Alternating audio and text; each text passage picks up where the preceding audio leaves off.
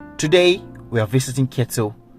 It is a long journey from Minna, the Niger state capital, about 5 hours on the road with no snarl in traffic along the way.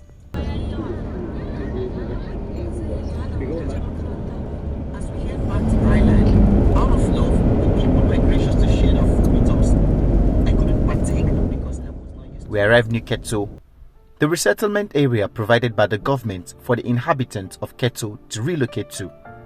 The land is still bare with no houses in place. We were aided on this journey by Mohammed Ketso and Idris Ketso, both natives of the village. From here, it is another 1 hour 30-minute ride on motorbikes into the old village. But why are we here? 3 months ago, when I visited this community here in Ketso, the entire area was submerged.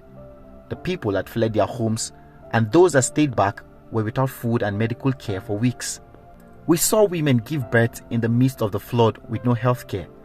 Considering the devastation the flood caused, I never expected them to come anywhere close to this area again. But now that the water has receded, they are back to their village, which sits on the bank of the Niger. So, I'm here to find out why they have returned and see what they were able to scrape up to continue their life's journey.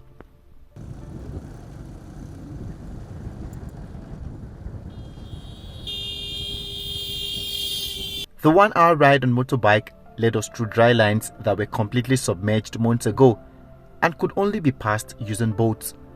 But now the waters have all but dried up, except for puddles on the way and small creeks. Despite the fact that a larger portion of the water has receded, we had to cross this pool of water. The heavy flood had washed away the only bridge available. Our motorcycles would have to be carried on canoes to cross to the other side. It was an opportunity for brisk business for the youth. After another 30 minutes ride, we arrived at Ketso village. Activities in the village have returned to normal, but we later find out that things have gone from bad to worse for the people. They were glad to see us again because we visited in their time of pain during the flood. For these people, life has returned, but not from where they left off 3 months ago when they fled their homes due to the flood that swallowed their village. This is the bank of the River Niger where this problem began for the people. The water overflows this bank and moves into the community. Life appears to be normal for these people right now. They are back to their settlement. But it seems this joy will be short-lived because they say this water is gradually advancing again.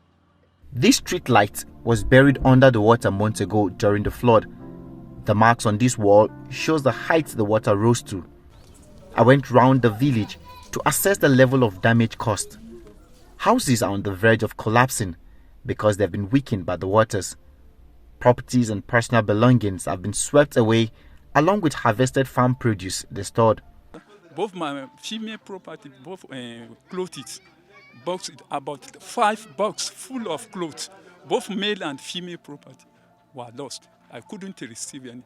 As you see us now, we have no any property for this thing now. Circumstances forced us to return here. We are not happy staying here.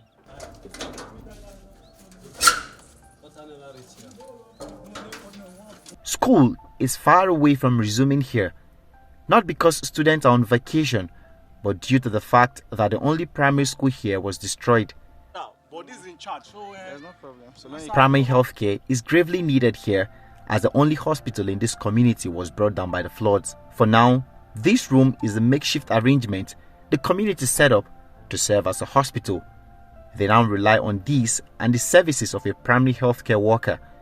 When a patient's condition is getting critical, they will be admitted on these beds. So we lost so many things during flooding.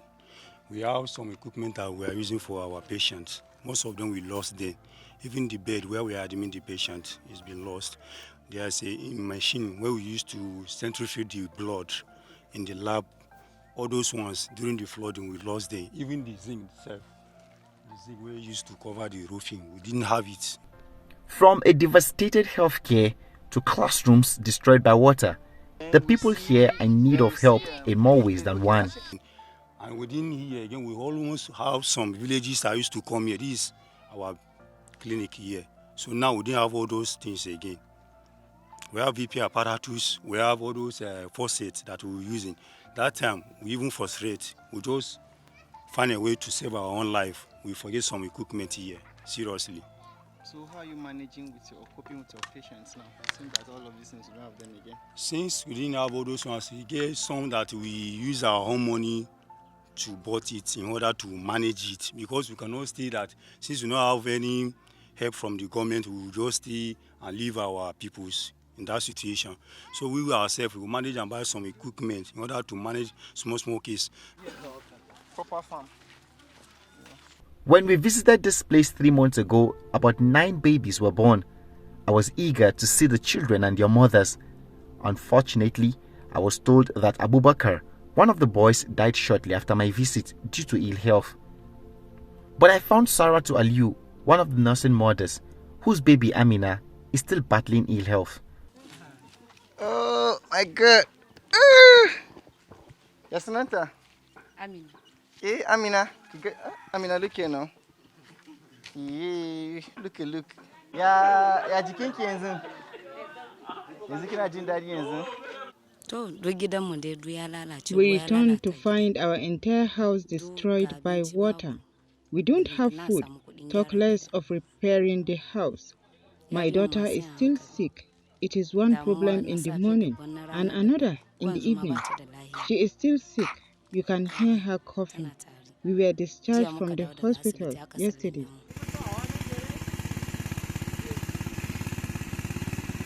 Agriculture, which is their only means of survival, was adversely affected. Their only hope for survival is now dry season farming to abate food shortage. And secondly, the poverty level because of the damages is very, very high.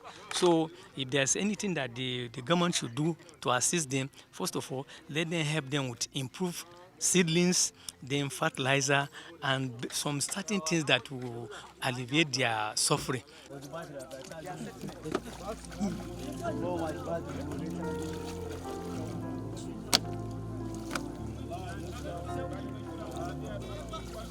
These people face another threat as the water, which had receded, is now gradually advancing towards the village again.